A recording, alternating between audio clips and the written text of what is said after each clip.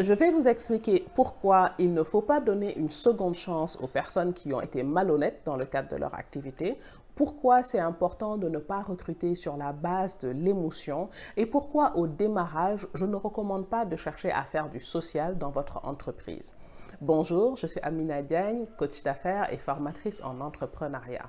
Si une personne vous a volé une petite somme et que vous décidez de pardonner, de donner une seconde chance, tôt ou tard, cette personne recommencera parce qu'elle vous a prouvé ce qui est important pour elle. Elle vous a donné des preuves concrètes qu'elle a été malhonnête. C'est important de déterminer ce qui est acceptable ou ce qui ne l'est pas dans le cadre de votre activité. Parce qu'au quotidien, vous allez obtenir ce que vous tolérez. Si vous tolérez ce qui est malhonnête, vous allez avoir d'autres employés qui vont développer ce comportement-là. Ou en tout cas, il y a de fortes chances.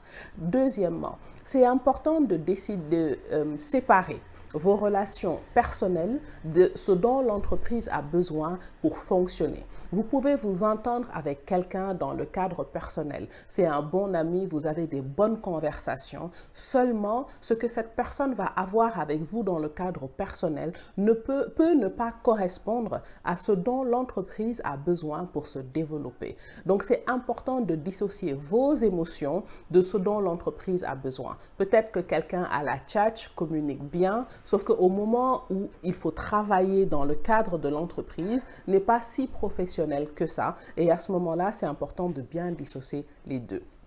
Troisièmement, je vois beaucoup d'entrepreneurs qui démarrent en disant « je veux aider les autres, je veux recruter des personnes qui n'ont pas les compétences et les former » et ça fait partie de cet engagement qu'ils vont avoir par rapport à leur communauté.